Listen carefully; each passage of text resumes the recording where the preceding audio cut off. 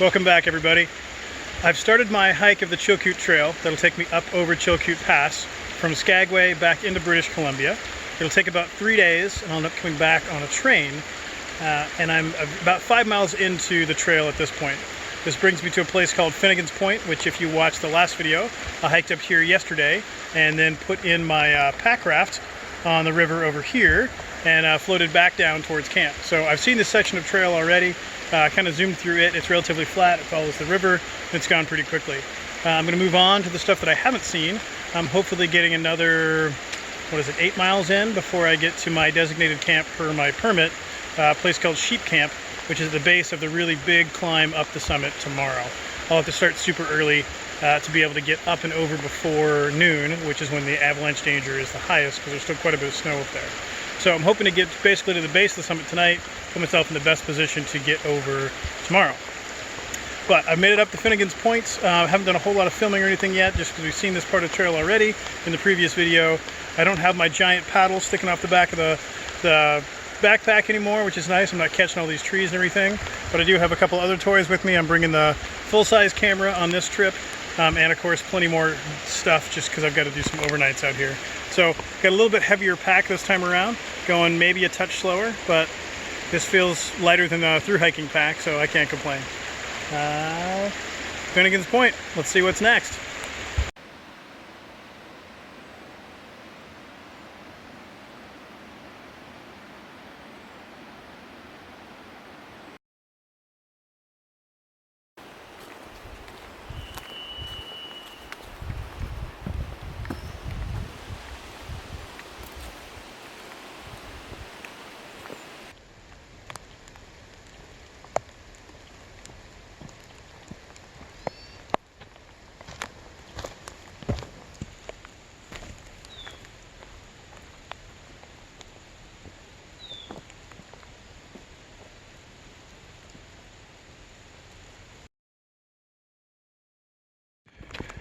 Trail's done a little bit of climbing, not overly much, nothing too strenuous, but definitely more so than the flat river walk we were doing up to Finnegan's Point.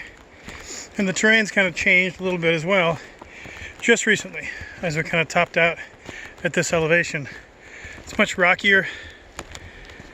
Seems like the trees are a little less dense, a lot less foliage underfoot. There was a lot of ferns and things, kind of making it rainforesty down near the water. Less scrub, more just trees. So here's our next phase of trail, I guess. And got to be getting relatively close to another camp that was 2.5 miles beyond Finnegan's, if I remember correctly. A couple of the guys that I was doing orientation with, picking up my permit, I think are only going this far. They may be ahead of me, maybe behind me, I'm not really sure. But this is the end of their day one. I'm going to push another 5 miles or so beyond this camp that should be coming up relatively soon. I've made it to lunch, and I've been in one of the warming shelters at one of the camps that is 2.5 miles north of Finnegan's. This is Canyon City. These warming huts are evidently essentially all the camps. There's one or two that actually don't have them, but these canvas wall, wood framed structures with a wood burning stove in them are designed exactly as it sounds, as warming huts. So on cold nights, or when people are doing this in the winter time, I imagine it's key for heat to be able to actually build a contained fire.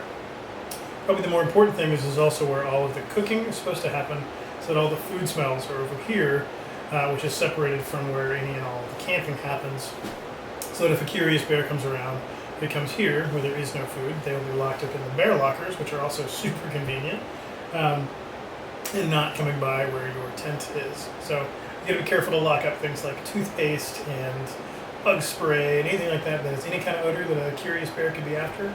But if you put all that stuff in the bear locker, you're essentially safe, and cooking over here in the warming hut instead of where you're camping.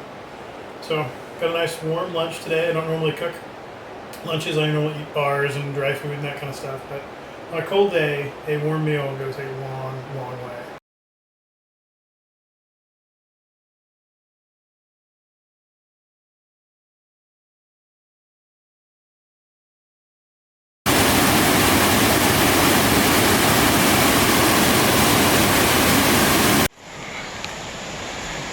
4:45 in the morning, and I'm pushing off on day 2. A little earlier than I planned, but the ranger comes by this particular camp 7 p.m. last night to give his little briefing on trail conditions and advice on how to succeed getting over the pass.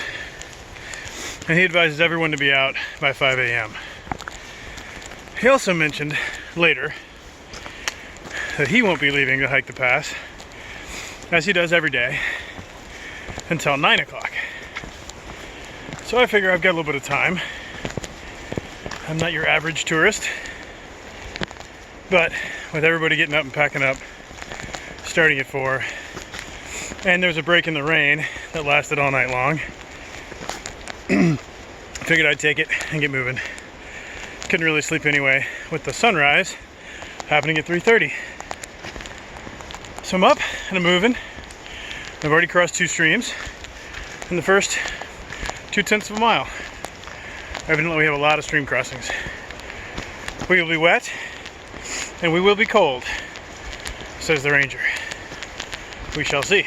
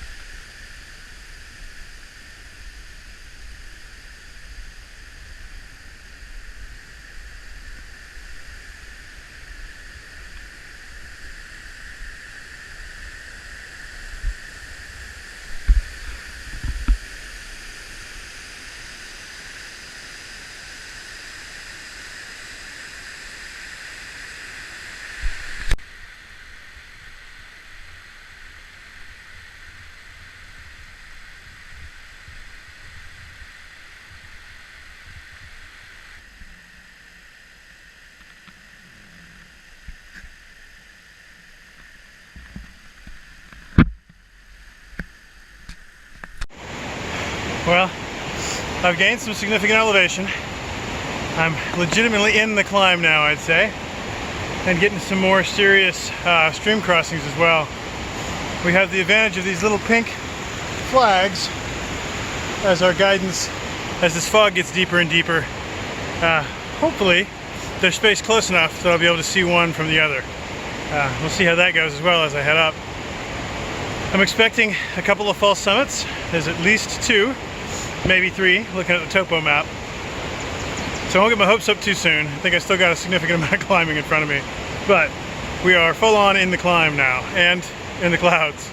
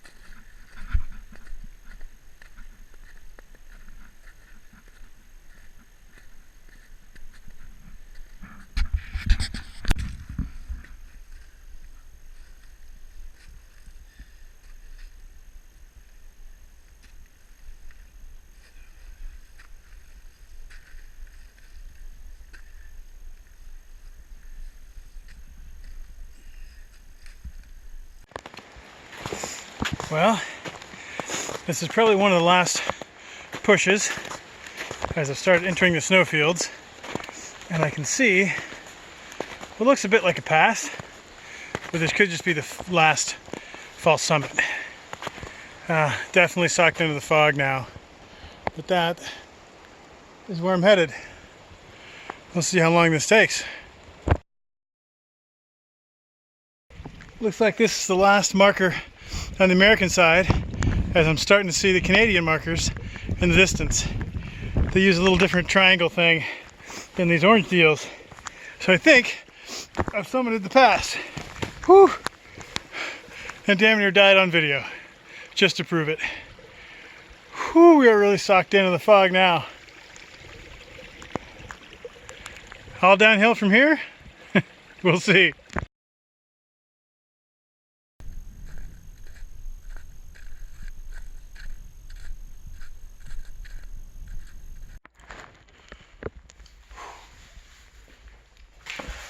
I've made it to the top.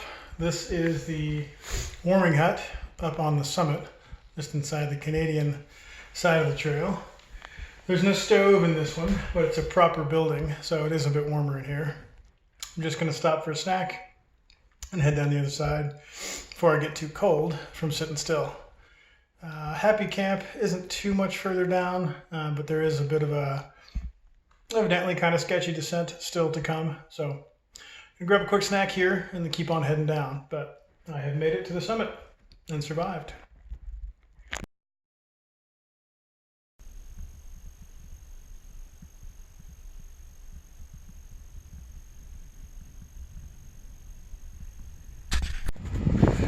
Coming down the Canadian side through the evidently avalanche zone, part of the reason why they wanted us to start early. The fog opened up and it is just beautiful over here. There's this giant glacial lake down in the valley I'm descending into. Mountains off in the distance, some of them still caked in fog, the closer ones not as much. What a dramatic reveal. Like the reward for the summit. I should probably focus on the snow so as not to slide to my death here, which might take two hands. So, more to come. It is just a different world now that I've made it over the pass into British Columbia. It's all this rocky, scrub, subalpine stuff, as opposed to the rainforest that I was coming up in, at least before hitting the snow and the rocks of the pass. But it is really just a totally different environment over here. It's beautiful lakes. Again, just scrub and rocks. No real vegetation that I can see really anywhere. Beautiful waterfalls though, coming down from the mountain. This place is unreal.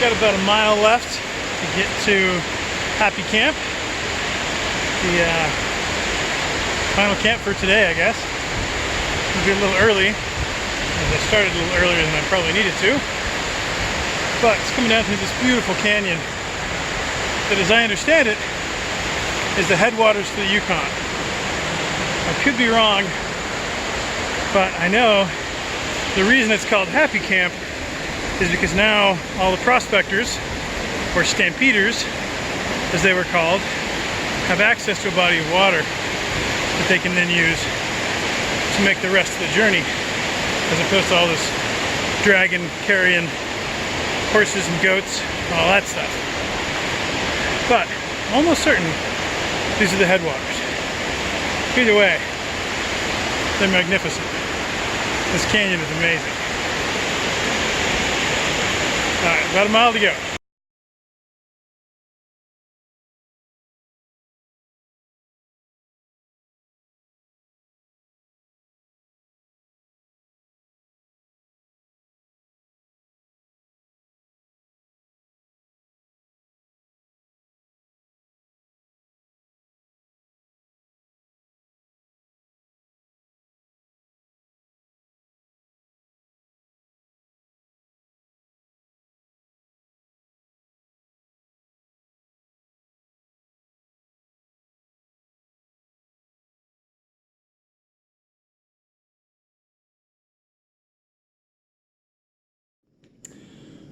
Well, I have made it to camp.